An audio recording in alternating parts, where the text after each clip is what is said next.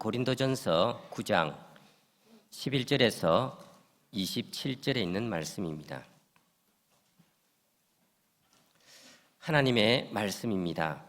우리가 너희에게 신령한 것을 뿌려선즉 너희의 육적인 것을 거두기로 과하다 하겠느냐? 다른 이들도 너희에게 이런 권리를 가졌거든 하물며 우리일까 보냐? 그러나 우리가 이 권리를 쓰지 아니하고 범사에 참는 것은 그리스도의 복음에 아무 장애가 없게 하려 함이로다.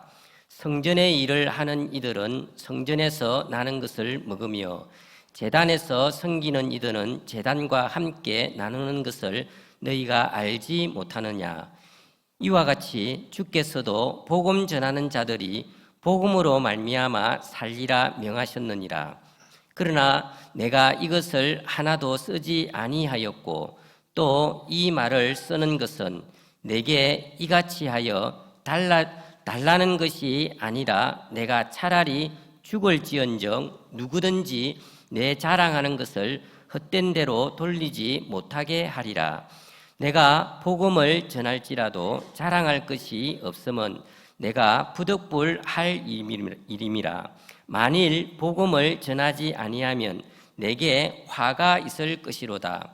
내가 내 자의로 이것을 행하면 상을 얻으려니와 내가 자의로 아니한다 할지라도 나는 사명을 받았노라. 그런즉 내 상이 무엇이냐? 내가 복음을 전할 때에 값없이 전하고 복음으로 말미암아 내게 있는 권리를 다 쓰지 아니하는 이것이로다. 내가 모든 사람에게서 자유로우나 스스로 모든 사람에게 종이 된 것은 더 많은 사람을 얻고자 함이라.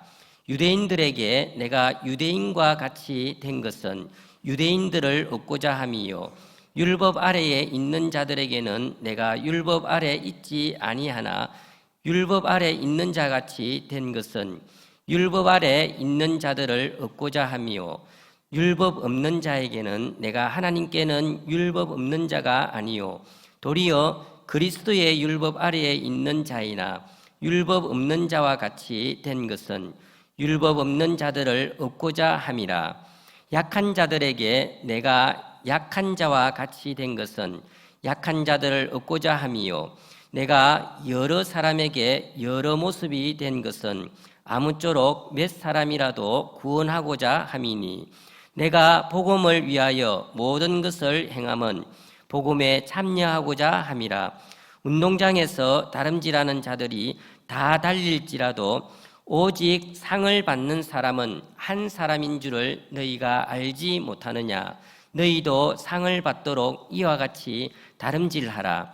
이기기를 다투는 자마다 모든 일에 절제하나니 그들은 썩을 승리자의 관을 얻고자 하되 우리는 썩지 아니할 것을 얻고자 하노라.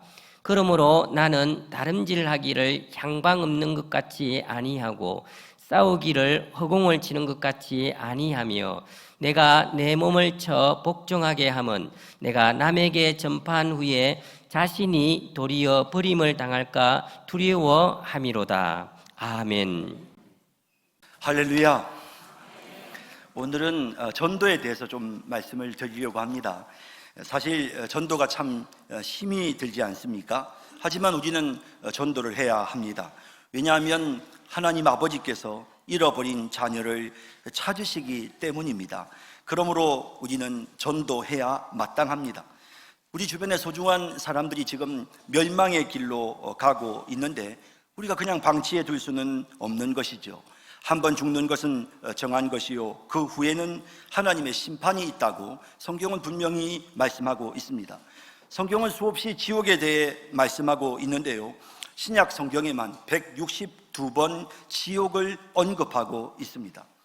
지옥이 없다면 우리가 전도하지 않아도 될 것입니다. 하지만 우리의 소중한 사람들이 지옥에 빠지게 된다는 사실을 생각한다면 우리가 전도를 멈출 수가 없는 것입니다. 하나님은 우리를 향해 전도하라고 지금 말씀하고 있습니다. 하지만 늘 느끼는 것이지만 전도하기가 참 많이 힘이 듭니다. 오늘 본문의 바울은 더 많은 사람을 전도하기 위해서 더 많은 사람을 구원하기 위해서 아주 열심히 노력하고 이 모양 저 모양 애쓰는 모습을 본문을 통해서 보여주고 있습니다. 바울은 무엇보다도 하나님 앞에 상 받기를 원하는 간절한 마음이 있었습니다. 자신이 더 많은 사람을 구원하면 하나님께로부터 상을 받게 된다, 이런 내용들이 본문에 여러 차례 언급이 되는데 18절에 보시면 그런즉 내 상이 무엇이냐, 이런 내용이 나오죠. 바울은 이 많은 사람들을 구원해서 하나님께 상 받기를 원하는 그런 간절한 마음에 있었습니다. 또 23절에 나오는 내가 복음을 위하여 모든 것을 행함은 복음에 참여하고자 함이라 라고 할 때 이 복음에 참여하는 것도 바울이 받기를 원하는 상입니다. 그 복음이 사람들을 구원하고 건져내는 그런 그 영광이 있지 않습니까? 바울은 복음의 파트너가 되어서 그 영광을 자신도 누리기를 원하는, 이것도 역시 바울은 전도함으로써 자신이 이런 상을 받게 될 것을 마음속에 희망하고 있는 것입니다. 그리고 매우 구체적으로 24절, 25절에는 자신이 복음을 전하고 더 많은 사람을 구원함으로써 하나님 앞에 상 받게 되는 것에 대해 자신이 그것을 늘 마음에 소망하고 그것을 목표로 삼고 있다는 것을 언급하는데요, 운동장에서 다름질하는 자들이 다 달릴지라도 오직 상을 받는 사람은 한 사람인 줄을 너희가 알지 못하느냐. 너희도 상을 받도록 이와 같이 다름질하라. 이기기를 다투는 자마다 모든 일에 절제하나니 그들은 썩을 승리자의 관을 얻고자 하되 우리는 썩지 아니할 것을 얻고자 하노라 라고 이렇게 말하고 있는 것을 보게 됩니다. 바울은 자신이 바라는 상이 천국에서 누리는 영원히 썩지 않는 승리자의 관이라고 하는 사실을 언급하면서 바울이 더 많은 사람들을 구원해서 하나님께 이런 상 받기를 간절히 원한다라고 이렇게 마음의 소망을 오늘 본문에서 표현하고 있는 것입니다. 이런 소망이 있었기 때문에 바울은 어떻게든 조금이라도 더 많은 사람들을 구원하기 위해서 애를 쓰는데요, 오늘 본문을 보면 정말 우리가 복음을 위해 하나님 앞에서 전도할 때 우리가 하나님 앞에 우리도 상을 받아야 되지 않겠습니까? 그런데 어떻게 전도를 해야 되는가, 어떻게 하면 더 많은 사람들을 구원할 수 있는가에 대한 그런 아주 구체적인 내용이 오늘 본문에 기록되어 있습니다. 자, 이제 본문을 함께 살펴보면서 하나님께 상 받는 우리의 삶이 될 수 있도록 우리가 더 많은 사람들을 구원하려면 어떻게 해야 하는지를 함께 생각해 보겠습니다. 첫 번째는 복음의 장애물이 되지 않아야 합니다. 여러분, 우리가 많은 사람들을 전도하는 것도 중요한데요, 먼저 우리가 생각해야 될 것은 우리 자신이 정말 전도의 걸림돌이 되지 않는 것입니다. 혹시라도 내가 복음의 장애물이 되고 있지는 않는가, 우리 자신을 반드시 돌아보고 살펴봐야 되는 것입니다. 12절 후반에 보면 그러나 우리가 이 권리를 쓰지 아니하고 범사에 참는 것은 그리스도의 복음에 아무 장애가 없게 하려 함이로다 라고 되어 있습니다. 사실 지금 바울은 복음을 전하는 자로서 고린도 교회로부터 마땅히 자신의 수고에 대한 보수를 받을 수 있는 권리가 있다는 사실을 언급을 합니다. 당연히 여러분들에게 하나님의 말씀을 전했고 내가 여러분들을 도와봤으니 여러분들이 나를 먹고 사는 문제를 해결해 주는 것은 그건 너무 당연한 것이고 내가 여러분들에게 요구할 수 있는 권리다. 하지만 혹시라도 이 선교지에서 사람들이 이로 인하여 오해할까 봐, 혹시라도 바울을 아주 세속적인 장사꾼, 이야기꾼으로 사람들이 그렇게 판단할까 봐 바울은 자신의 권리를 포기한다고 이렇게 본문에 언급을 하고 있는 것입니다. 조금이라도 자신의 모습이 복음을 전파하는 데 있어서 걸림돌이 되지 않도록, 조금이라도 자신이 복음의 장애물이 되지 않아야 되겠다는 그런 생각으로 자신의 권리도 깨끗하게 포기를 하는 이런 바울의 모습을 보게 되는 것입니다. 바울은 사실 고린도에서 사역하는 동안 스스로 장막 만드는 일을 해서 자신의 생활비를 조달했고요, 물론 빌립보 교회와 데살로니가 교회 성도들이 바울에게 쓸 것을 공급해 주었기 때문에 고린도 교회로부터는 별도로 다른 그런 재정 지원을 받지 않았습니다. 여러분, 고린도는 당시에 굉장히 부유한 그런 도시였고요, 그러다 보니 거기에는 오만 사람들이 다 있었습니다. 특히나 아주 말이 능통한 이야기꾼들이 많았는데, 그런 이야기꾼들이 사람들을 혹하게 해서 그 사람들의 돈을 빼앗는 이런 일들도 허다했기 때문에 혹시라도 바울이 사람들에게 복음을 전할 때 자신이 돈 때문에 이런 일을 하는 것처럼 오해받지 않도록 하기 위해서 바울이 이 부분에서 스스로 조금이라도 자기가 복음의 장애물이 되지 않도록 하기 위해서 스스로 이 권리를 포기하는 이런 내용이 본문에 나타나고 있는 것입니다.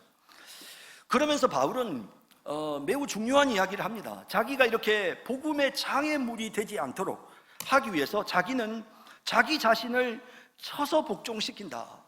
자기 자신을 쳐서 복종시킨다.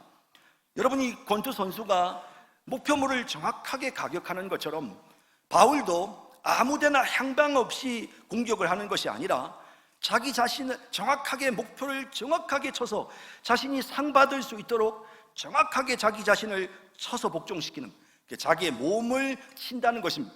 다른 사람들을 공격하는 것이 아니라 자신의 몸을 친다는 것입니다. 자신이 조금이라도 인간적인 세속적인 욕망을 품지 않도록 자기 자신을 쳐서 복종시키는 이런 일들을 통해서 조금이라도 자기 자신이 복음의 장애물이 되지 않도록, 자기 때문에 전도가 막히는 일들이 생기지 않도록 하기 위해서 바울이 지금 애를 쓰고 있는 것입니다. 26절 27절에 보시면, 그러므로 나는 다름질하기를 향방 없는 것 같이 아니하고 싸우기를 허공을 치는 것 같이 아니하며 내가 내 몸을 쳐 복종하게 함은 내가 남에게 전파한 후에 자신이 도리어 버림을 당할까 두려워함이로다 라고 이렇게 고백하고 있습니다. 이 바울의 지금 생각이 어떤지를 이 본문을 보면 우리가 정확하게 알 수 있는데요, 사실 바울은 자기가 혹여 이 복음의 장애물이 되면 이것은 정말 하나님 앞에 버림받아야 될 만한 아주 무서운 죄라고 그렇게 스스로 생각하는 것입니다.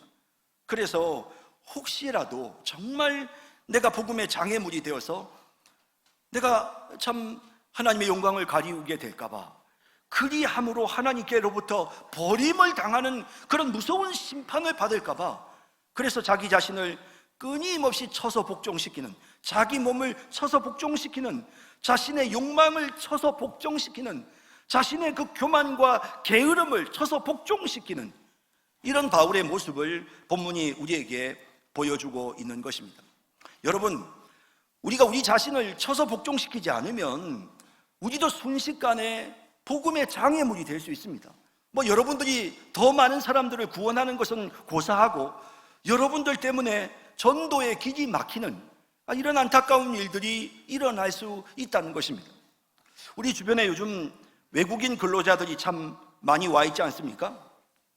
이 동남아 지역에서 주로 오는, 또 중국에서 오는 이 외국인 근로자들의 경우들을 살펴보면 이들은 대부분 불교나 혹은 이슬람이나 혹은 이런 공산국가의 그런 상황 속에 있는 사람들이 대다수입니다.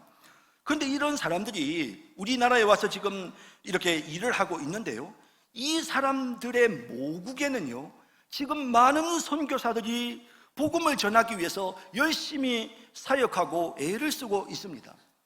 그런데 우리나라에 있는 외국인 근로자들이 한국에 교회가 많고 기독교 신자들이 많으니까 자신의 직장에도 기독교 신자가 있을 것이고, 또 자신의 사장이 기독교 신자일 수도 있을 것이고, 또 일요일 날 교회를 방문해서 기독교인들을 만날 수도 있는데, 어쨌든 이 이슬람 교도이고 불교이고 공산국가에서 기독교를 전혀 몰랐던 사람들이 한국에 와서 우리를 통해서 기독교를 접하게 되는데, 그때 이 사람들이 기독교인들에 대해 상처를 받고 실망하면 그 사람들이 고국으로 돌아가면요, 자기만 안 믿는 것이 아니고 자기 집안 식구, 심지어는 자기가 살고 있는 마을 전체에 선교사들이 전혀 들어올 수도 없도록 만드는 그런 역할도 하게 되는 것입니다.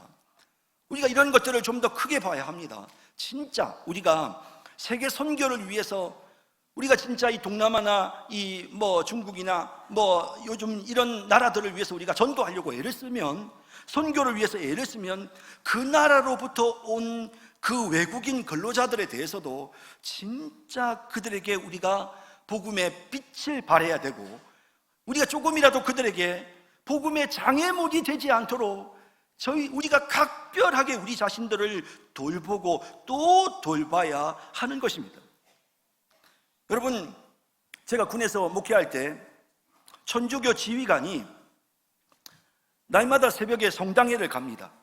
그런데 성당회를 가면서 초소에 있는 병사들 막 기합 주고, 그리고 성당 가면서 여기저기 야간 근로자들 근무하는 그런 데 가서 막 야단치고, 그리고 또 성당 군종병들 깨워가지고 막 그냥 얼차려주고 막 이렇게 아주 악명 높은 그런 그 천주교 지휘관이 있었습니다.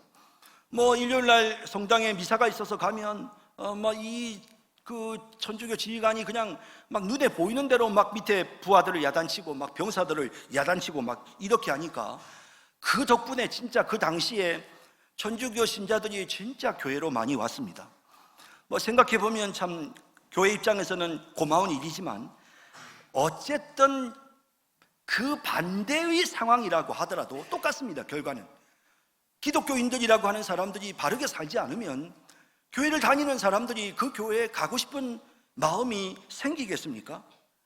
본인이 의도했든 의도하지 않았든 간에 자기로 인해서 복음이 자꾸 가로막히는 이런 일들이 있어서는 안 되겠기에, 그래서 바울은 자기의 몸을 쳐서 복종시킨다는 표현을 쓰고 있는 것입니다. 여러분, 교회 다니는 사람이 인색하고, 교회 다니는 사람이 아무 말이나 막 하고 예의가 없고, 여러분 그러면요 복음의 장애물이 됩니다. 여러분, 정말 교회에 열심히 신앙생활 잘한다고 하는 분들이, 교회 장로님들이 금융사고에 연루가 되어져서 언론 매체에 그냥 사건 사고에 그냥 이름이 오르내리면 정말 복음의 장애물이 되는 것입니다. 목사가 이성 문제, 돈 문제에 연루가 되면 복음의 장애물이 되는 것입니다. 그리스도인들의 잘못된 행동이 세상 사람들에게 알려지면 복음의 장애물이 되는 것입니다. 국가와 사회를 위해 책임을 다해야 되는 아주 지역의 큰 교회들이 그런 책임들을 다하지 못하면 복음의 장애물이 되는 것입니다. 교회 안에서 부도덕한 일들이 생기면 전도의 걸림돌이 되는 것입니다. 여러분, 교회 다니는 사람이 집안에서 본이 되지 않으면 참 이것도 무서운 것입니다. 이게 참 무서운 거죠. 예수 믿는 며느리가 시집 가서 그 시댁에 가서 본이 되지 않습니다. 그러면 그 시댁 식구들의 구원의 길을 다 막아버리는 것입니다. 진짜 복음의 장애물이 되고 전도의 걸림돌이 돼버리는 것이죠. 물론 그 시댁 식구들을 다 구원한다면 하나님의 도구가 되어 축복받을 수 있겠지만, 그렇게 하지 못해서 오히려 복음의 걸림돌이 된다면 준엄한 하나님의 심판을 받게 되지 않겠습니까? 또 우리 집안에 예수 안 믿는 며느리가 들어왔는데 이 며느리를 잘 돌봐서 예수 믿게 해야 되는데, 시아버지가, 시어머니가 그만 감정적으로 대하고 그만 인격적으로 정말 상처를 입히는 이런 행동들을 해서 그 며느리가 교회를 다니지 않고 예수를 믿지 않게 된다면, 그러면 나는 복음의 장애물이 된 것입니다. 여러분, 우리가 더 많은 사람들을 구원하는 것도 중요하지만 먼저 우리가 어떤 경우에도 전도의 장애물은 되지 맙시다. 여러분들의 직장에서, 여러분들의 일터에서, 여러분들의 마을에서 전도의 장애물은 되지 맙시다. 우리 교회 나온 새신자들이 여러분들의 모습을 보고 에이, 나 교회 안 다닐래. 여러분들이 어떤 경우에도 이런 복음의 장애물이 되면 안 됩니다. 이건 진짜로 하나님 앞에 크게 책망받을 일이 아니겠습니까, 여러분? 우리가 더 많은 사람들을 구원하기 위해서 혹시라도 내가 지금 복음의 장애물이 되고 있지는 않은가? 우리 자신을 돌아보는 그런 우리 성도님들 모두가 다 되시기를 진심으로 바랍니다. 우리가 더 많은 사람들을 구원하려면 둘째는 사람들의 눈높이에 맞추어야 합니다. 바울은 복음을 전하는 과정에서 그 사람들이 좀 더 쉽게 마음을 열어서 복음을 받아들일 수 있도록 하기 위해서 최대한 그들의 눈높이에 맞추려고 노력합니다. 눈높이에 맞춘다는 게 뭘까요? 어린아이들과 함께 대화할 때 얘들아 안녕, 아이들이 알아들을 수 있는 언어를 사용하고 그 아이들이 이해할 수 있도록 표현하고 그리고 그 아이의 어린 행동을 내가 이해해 주는 것입니다. 여러분, 이렇게 마음이 낮아져서 마음이 열려져서 눈높이에 맞추어 주면 그러면 여러분 어떻습니까? 그러면 우리가 더 많은 사람들에게 복음을 전할 수 있습니다. 여러분, 바울은 19절에서 22절까지 해서 이 내용에 대해서 계속해서 말합니다. 19절에서는 자기가 종이 된다라는 내용을 강조하고요, 20절에서는 자신이 유대인들의 눈높이에 맞춘다고 말합니다. 그리고 율법 아래에 있지 않지만 자신이 율법 아래에 있는 사람들의 눈높이에 맞추려고 애를 쓰고요, 그리고 이방인들을 만나면 21절에 자신이 정말 율법 없는 자들처럼 그들의 눈높이에 맞추려고 애를 쓰고, 또 22절에 약한 자들에게 내가 약한 자와 같이 된 것은 약한 자들을 얻고자 함이요, 내가 여러 사람에게 여러 모습이 된 것은 아무쪼록 몇 사람이라도 구원하고자 함이니 라고 이렇게 표현하고 있습니다. 여러분, 우리가 복음을 전하는 과정에서 우리는 은혜와 사랑의 복음을 좀 더 품격 있는 우리의 인격의 그릇에 담아서 다른 사람들에게 그것을 제공해야 합니다. 존귀한 복음을 전하기 위해서 은혜의 복음의 수준에 맞는 그런 품격 있는 태도와 모습을 우리가 나타내야 되는 것입니다. 여러분, 복음이 무엇입니까? 하나님의 사랑입니다. 복음이 무엇입니까? 하나님께서 그 아들을 우리를 위해서 그냥 주신 것입니다. 여러분, 이러한 사랑의 메시지를 전하는 우리가 당연히 그 메시지에 맞는 그런 태도와 모습을 보여야 되는데요, 그게 뭐냐면 그 사람들의 눈높이에 맞추는 것입니다. 그 사람들을 이해해 주는 것입니다. 그 사람들이 좀 더 편하게 이해하고 쉽게 복음에 접근할 수 있도록 우리가 배려해 주는 것입니다. 바울은 이 일을 위해서 스스로 종이 되었다고 말하고 있습니다. 처음 교회에 나오는 사람이 마음이 참 많이 불편하겠지, 불편하지 않도록 좀 편안하게 내가 해줘야 되겠다. 그래서 그 사람과 자꾸 대화를 하려고, 소통을 하려고 애를 쓰는 것입니다. 혹시 내 마음에 들지 않는 그런 다른 사람들의 모습이 있을지라도 비난하거나 욕하기보다는 이해해 보려고, 좀 더 이해해 보려고, 배려하려고 그런 마음을 가지는 것입니다. 그럴 때에 비로소 그 사람들에게 자연스럽게 그 사람들과 친해지면서, 그러면서 그 사람들에게 복음을 전할 수 있게 되는 것입니다. 나환자들이 집단으로 거주하던 모르카이 섬을 찾아간 다미엔 선교사는 자신의 건강한 몸으로는 그들과 소통되지 않는다는 것을 깨달았습니다. 그래서 그는 그 사람들과 소통하고 그 사람들에게 전도하기 위해서 자기 자신의 몸에 납병이 들도록 하나님 앞에 간절하게 기도했습니다. 납병은 사실 전염이 되지 않습니다. 하지만 그 기도를 통해서 하나님이 그에게 납병을 주셨습니다. 기적이 일어났습니다. 그리고 그가 납병 환자가 되고 나서 비로소 그는 그 모르카이 섬에 있는 나환자들에게 비로소 복음을 전할 수가 있었던 것입니다. 그들과 친해졌고 그들과 소통했고, 그러다 보니 복음을 전할 수 있게 된 것입니다. 우리가 상대를 배려하는 마음을 갖는다는 것은 참 중요한 일입니다. 제가 지난 주간에 필리핀에 가서 설교와 강의를 했습니다. 아무 생각도 없이 제가 강의하면서 첫째, 둘째, 셋째 이렇게 제스처를 취했습니다. 하지만 통역하는 선교사님은 첫째, 둘째, 셋째 이렇게 제수초를 취했습니다. 왜 그랬을까요? 필리핀 사람들은 수를 이렇게 센답니다. 우리는 뭐 하나, 둘, 셋 이런 식으로 세지만 그 나라 사람들은 그렇게 세지 않고 이렇게 하나, 둘, 셋 이런 식으로 끝에서부터 센다는 거죠. 자, 그것을 배려하고 그래서 그 선교사님이 그렇게 그 사람들 앞에 통역을 하더라고요. 저는 사실 필리핀에 가서 이런 생각이 들었습니다. 필리핀의 자원은 무궁무진합니다. 목재가 얼마나 많은지 모릅니다. 날씨가 좋아서 산모작, 사모작을 합니다. 땅이 비옥합니다. 먹을 게 지천에 널려 있습니다. 날씨가 춥지 않으니까 따로 난방비도 들지 않습니다. 사방이 바다인데 참치를 잡기 위해서 원양어선을 타고 갈 필요도 없습니다. 바로 앞에 가면 막 참치가 잡힙니다. 엄청난 해산물들이 그곳에 있습니다. 거기다가 이 나라는 온 나라 사람들이 전부 다 영어를 말합니다. 우리는 이 영어 때문에 아주 아이들이 얼마나 성도들이 우리 나라 사람들 얼마나 힘듭니까? 그런데 영어를 다 구사합니다. 그리고 거기에는 아이들이 그냥 너무너무 많았습니다. 저는 사실 그게 제일 부러웠습니다. 애들이 많으니까 막 너무너무 부러웠습니다. 그런데 그 나라는 가난합니다. 그 나라 사람들이 다 놀고 있습니다. 저는 마음이 너무 답답하고요.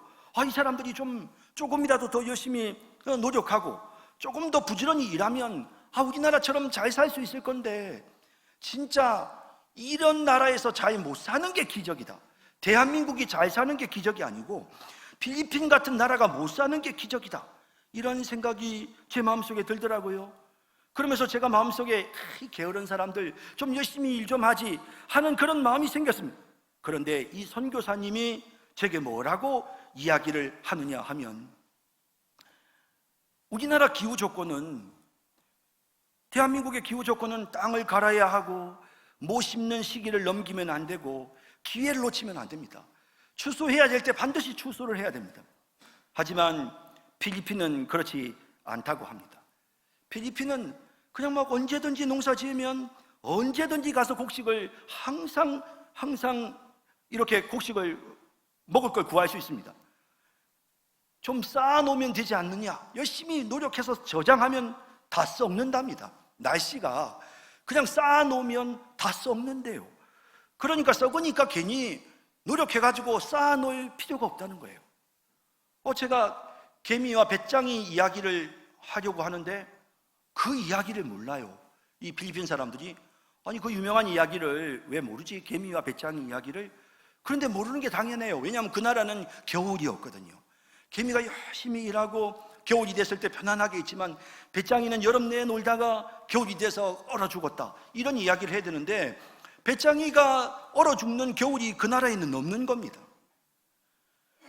그 사람들의 눈으로 보면 개미가 이상하다는 거예요. 개미가 열심히 땀 흘려서 일하고 가서 그냥 곡식을 모아놓는 개미는 일 중독자라는 거죠. 일 중독자. 개미는 환자인 거예요. 배짱이야말로 진짜 제대로 인생을 잘 사는 것이다, 이런 생각을 한다는 것이죠. 여러분, 그 선교사님이 그렇게 필리핀 사람들을 이해하니까 그들을 사랑하더라고요. 그분이 그 필리핀 사람들의 그런 모습들을 한국의 상황과 비교하면서 이 나라가 이런 사람들이 이런 마음을 가지는 것은 이런 이유 때문이라고 그렇게 그분이 생각할 때, 그들의 눈높이가 되었을 때 그분들을 사랑하고 그분들에게 진정으로 복음을 전할 수 있게 되더라고요. 저의 눈높이를 가지고 필리핀 사람들을 조금 막 이렇게 좀 나태한 사람처럼 생각하는 이런 눈높이를 가지고는 그 사람들에게 아무런 도움도 줄 수 없는 것입니다. 여러분, 제가 선교 현장에 말씀을 드렸습니다마는 우리가 정말 사람들을 이해하기 위해서 노력해야 되고요, 정말 그 사람들의 마음이 어떤지 배려하고 또 그 사람들이 잘 이해할 수 있도록 설명해주고, 여러분, 우리가 그렇게 살아야 전도를 할 수 있는 것입니다. 더 많은 사람들을 구원할 수 있는 것입니다. 따라올 테면 따라오고 못 따라오면 할 수 없고, 여러분, 그런 식으로 막무가내로 밀어붙이는 것이 아니라 정말로 한 사람 한 사람들을 배려하는, 겸손하게 낮아서 서서 섬기는 그런 종의 모습으로 사람들을 섬겨서 정말 주님 앞에 상 받고 칭찬받는 더 많은 사람을 구원하는 우리 모든 성도님들이 다 되시기를 진심으로 바랍니다. 더 많은 사람을 구원하려면 마지막 세 번째는 사명감을 가지고 헌신해야 합니다. 여러분, 바울은 이 복음을 전하는 일이 하나님의 명령이다. 이것은 하나님께서 나에게 주신 명령이다. 그리고 나는 복음 전하는 사명을 받았다. 17절 후반에 보면 나는 사명을 받았노라 라고 이렇게 표현하고 있습니다. 그리고 이 사명을 감당하기 위해서 바울은 기꺼이 헌신합니다. 그래서 12절에 나오는 것처럼 자신이 권리가 있지만 이 권리를 그냥 포기하는 것입니다. 당연히 교회에서 사역을 감당했으니까 사례를 달라고 할 수 있지만 그럼에도 불구하고 정말 헌신하는 것입니다. 기꺼이 복음을 위해서 사명감을 가지고 헌신하는 것입니다. 18절에 그런즉 내 상이 무엇이냐? 내가 복음을 전할 때에 값없이 전하고 복음으로 말미암아 내게 있는 권리를 다 쓰지 아니하는 이것이로다. 바울은 이런 마음을 가지고 정말 헌신하는 것입니다. 하나님께로부터 받은 사명을 감당하기 위해서 희생하는 것입니다. 기꺼이 손해를 보더라도 희생하는 것입니다. 이러한 사명감과 헌신이 바울뿐 아니라 우리에게도 있어야 하는 것입니다. 예수님은 우리를 향해 모든 족속으로 제자를 삼으라, 너희는 가라 라고 명령하셨습니다. 복음 전하는 일은 우리에게 주어진 명령입니다. 나를 따르려거든 자기를 부인하고 자기 십자가를 지고 나를 따르라고 주님이 명령하셨습니다. 여러분, 사람들이 요즘 얼마나 헌신하지 않는지 모릅니다. 교회 안에서 어떤 일을 맡으면 힘들어하고 안 하려고 하고 하다가 도중에 중단합니다. 제가 이번에 필리핀 가서 여자 선교사님 한 분을 배웠습니다. 10년 전에 자신이 다니는 교회 담임 목사님이 무조건 필리핀에 선교사로 가라고 해서 부부가 아이들을 데리고 이 필리핀 외딴 섬으로 왔다는 것입니다. 아무 연고도 없고 아는 사람도 없고 한국 사람도 없는 그런 오지에 들어가서 10년 동안 교회를 세우고 교회를 섬겼습니다. 남편은 한국을 오가며 사업을 해서 재정 충당을 하고 부인은 현지에서 계속해서 선교를 했습니다. 어린 자녀들이 초등학교, 중학교를 보내면서 그 여러 가지 열악한 환경 속에서 그 아이들이 성장하는 것에 대해 부담스러울 수도 있었겠지만 헌신했습니다. 기쁨으로 정말 헌신했고, 그리고 정말로 아름다운 사역의 열매가 있는 것을 보고 큰 감동을 받았습니다. 요즘 선교사 지원자들이 점점 줄어가고 있습니다.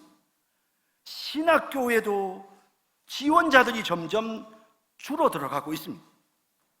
그래서 이제는요, 교회 부교육자 구하기가 너무 힘들어졌습니다. 심지어 요즘은 젊은 강도사를 금도사라고 부르기까지 합니다. 너무 귀해가지고, 너무 구하기가 어려워가지고 금도사라는 말까지 생겼습니다.